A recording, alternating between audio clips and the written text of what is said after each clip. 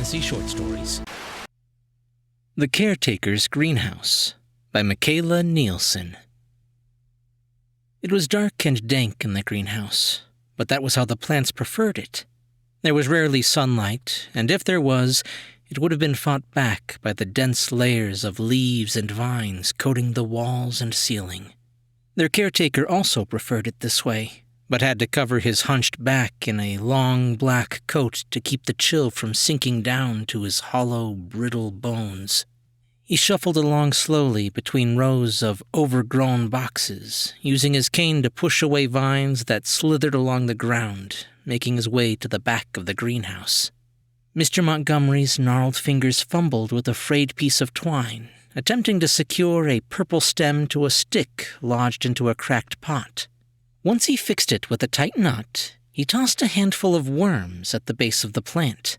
The soil began to roll and quake. Black barbed roots shot up from the earth, wrapping themselves around the worms, slicing them into digestible, wriggling pieces before pulling them under, out of sight.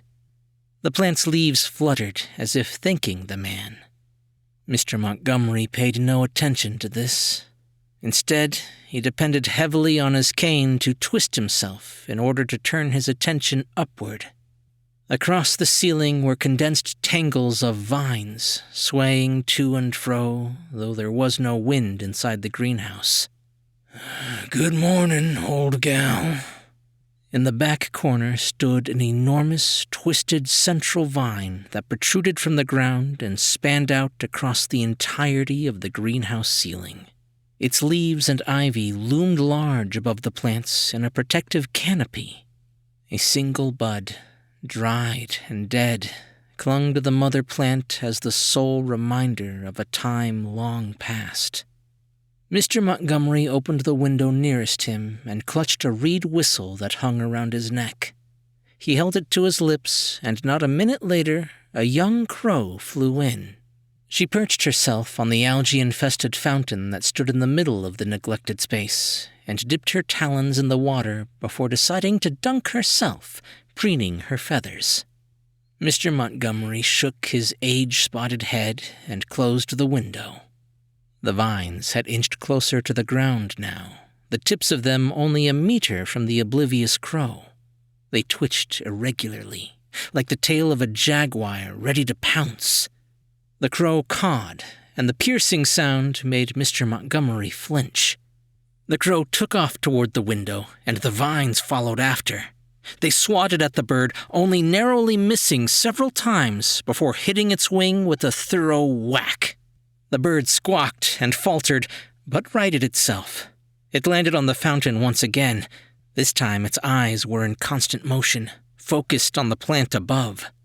A vine struck out toward the crow, and the bird caught it in its pointed beak and clamped down. The plant recoiled. The old man sighed. 2 ground plants reached up and wrapped their tendrils around the bird. It cried out, thrashing, and one wing escaped before another tendril strapped it down, squeezing the bird until it was silent. Mr. Montgomery snatched the lifeless bird from the warring plants and offered it to the vines that hung down above the fountain. They ignored the proffered meal and rested weakly on the man's back and shoulders. Frowning, he tossed the bird to the ground and kicked it aside, where it was dragged through the undergrowth out of sight. He placed one hand on his knee, holding tight to his cane with the other, and lowered himself onto a stone bench covered in green-gray lichen. He stroked one of the vines and pulled it closer to his face, examining the nearest leaf. He rubbed it between his thumb and pointer finger, and a sticky, white mildew lingered on his skin. He passed a hand over his face, and his shoulders sagged even further beneath his oversized coat. "I knew you was getting close. I just hoped you'd go after me." The vine lifted and brushed his cheek, lingering there for a moment. "I'll miss you, old gal," he whispered. The vine slipped, and the plant began to hum and vibrate softly. A yellow glow emanated from the center of its last bud. Mr. Montgomery drew in a deep breath. He shuffled over, dropping his cane and cupping his hands below the illuminated bud. It opened wide and deposited a plum-sized seed, dark as obsidian, into the man's outstretched hands. The glow faded, and the vine began to turn black and wither. The blackness stretched up the vine, into the stem, and then throughout the body of the plant, spreading across the ceiling and down its trunk to the floor. The vines became brittle, breaking apart and crumbling to the ground below. Mr. Montgomery moaned, a deep, agonized sound, and dropped to his knees, the seed still cupped in his hands. He sobbed, his tears turning to mud as they hit the ground. Then he laid himself down, cheek to the dirt, and was gone. From the depths of the greenhouse floor, roots thick as ropes rose and gingerly cradled the old man's body, engulfing him, pulling him under, and burying him before growing still.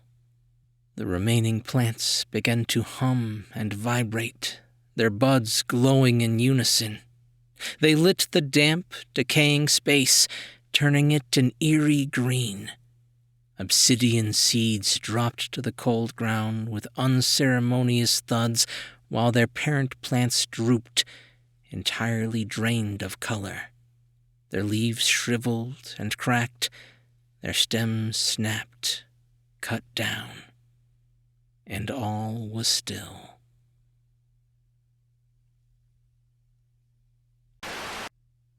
Makayla Nielson was raised in Normal, Illinois, and currently resides in Leahy, Utah, with her husband and 3, almost 4, children. When she's not writing, she's out on adventures in the canyons near her home, watching science fiction movies, or crocheting, always with a snack or two within reach. She has written short stories for Manawalker Studios' Flash Fiction Podcast, Twisted Tales, Flash Fiction Magazine, Balloons Lit Journal, Inkpot Literary Magazine, Stance, Studies on the Family, and Collective Tales Publishing. Find her stories at MakaylaNielson.com or using the link in the description. Hey guys, I hope you enjoyed this story. From the moment I read this one, I knew I wanted to get it on the channel. Not only was it so different, just the fact that the plot was about an old man and his plants, the way that Makayla captured the loss of losing a pet. Sure, in this case it was a plant, and to some people their plants are pets and their pets are kids, But just that feeling of losing something so important to you, I think she just did a great job capturing that. And I hope you guys agree. If you did like this story, be sure to leave a thumbs up and a comment if you're on YouTube. Or if you're listening to the podcast version, just be sure to subscribe for more brand new short stories. I'm Chris Herron, and that's it for today's Tall Tale TV.